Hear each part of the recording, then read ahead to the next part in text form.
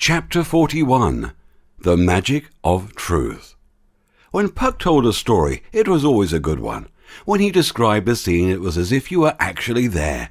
Puck could project what it was he saw in his mind's eye right before you, and with a holiographic imagination, the vision would shimmer and transform itself into a living history, as though plucked from the Akashic archives, born into the moment's reality. The nights he and Marley spent together were full of curious and exciting tales. He discovered in the telling that she received his ideas with such a fresh perspective that enabled him to see his own thoughts anew.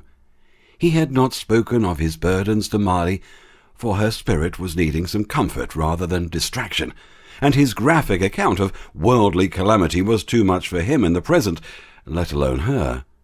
Instead, he told great stories of former times, when fruits would explode on the bough of giant trees and shower their seeds like fireworks, when humans could fly with the ease of their spirits, and horses wore silver shoes.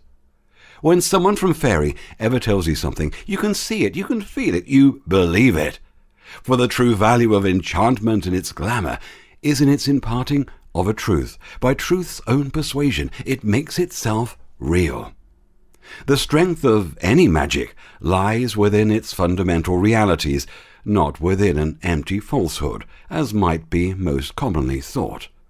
The spiritual planes are many, and with shifting vistas, there are not so easy a reality for the human mind to take in and keep, for men are made of a solid-state matrix, which prefers to be in one place at the one time, and they are not partial to the parallel realities.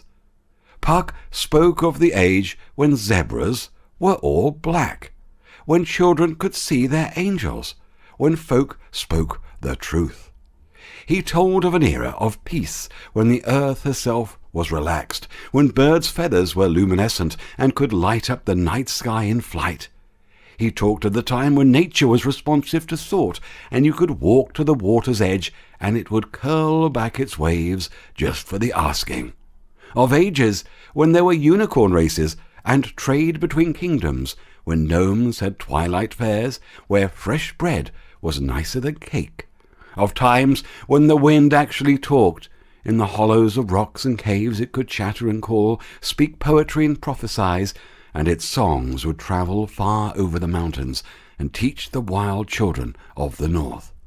An age of oracles and far-seeing vision, of artistry and intimacy, before the disease of disbelief had succored the modernist minds.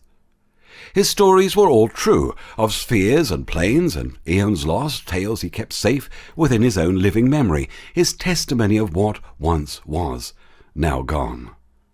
When Marley was with Puck, she could accept his race and believed it did not matter.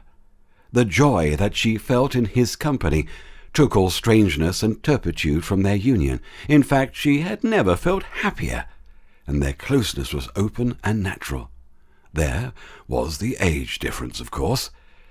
It's hard to say if Puck had intentionally wanted Marley to remember now, or if he had just forgotten to turn back the time. But when he arrived on the 9th night, he found Marley was not there to receive him.